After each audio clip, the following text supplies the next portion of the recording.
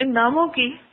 فضیلت ایک تو خود ابھی اس آیت میں جو قرآن پاک کی میں نے آپ کو بتائی اس سے پتہ چلتی ہے کہ وَلِلَّهِ الْأَسْمَاءُ الْحُسْنَى فَادْعُوهُ بِهَا،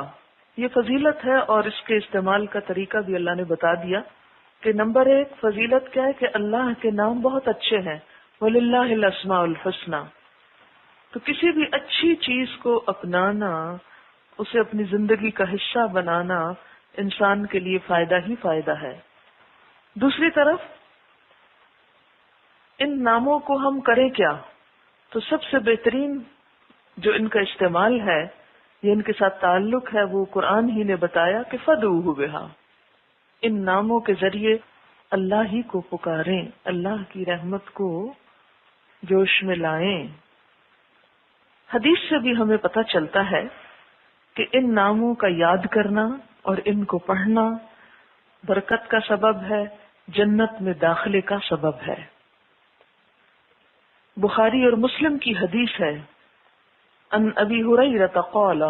قال رسول اللہ صلی اللہ علیہ وسلم ان للہ 99 اسما 100 الا واحدا من احصاها دخل الجنہ۔ حضرت ابو ہریرہ رضی اللہ تعالی عنہ سے روایت ہے کہ رسول اللہ صلی اللہ علیہ وسلم نے ارشاد فرمایا کہ اللہ تعالیٰ کے 99 نام ہیں،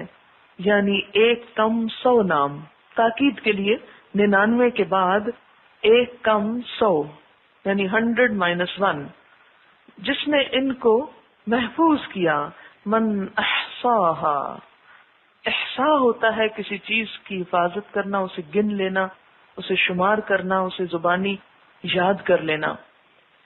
یعنی ان کو یاد کیا، ان کی نگہداشت کی، حفاظت کی، دخل الجنہ، وہ جنت میں داخل ہوگا۔ تو گویا ان ناموں کو یاد کرنا، انہیں پڑھتے رہنا، ان کا مذاکرہ کرنا، ان کو اپنی زندگی میں محسوس کرنا، ان کے عکس کو اپنے اندر جذب کرنا، یہ ایک پسندیدہ عمل ہے۔ اس لیے دین کے طالب علم کو ان ناموں کا مطلب اور ان کے ذریعے اللہ سے تعلق کو مضبوط کرنے کا طریقہ آنا چاہیے۔ اب یہ جو 99 نام ہیں یہ حدیث میں بیان ہوئے ہیں، اور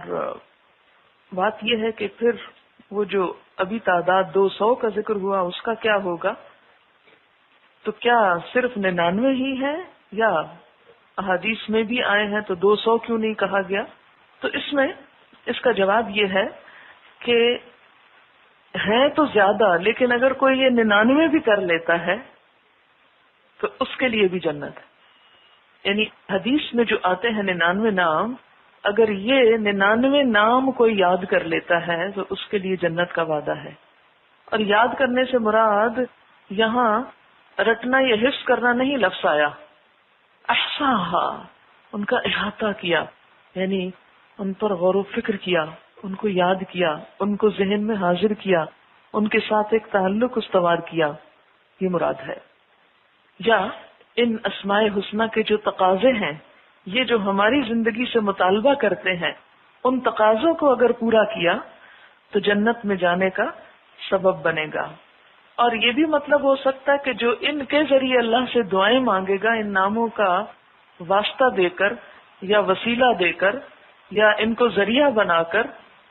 یعنی ان کے ذریعے اللہ کو پکار کر، اللہ تعالی اس شخص کی دعا قبول کرے گا اور اللہ سے قرب کا ذریعہ بنے گا، اللہ کی رضا حاصل کرنے کا سبب بنے گا۔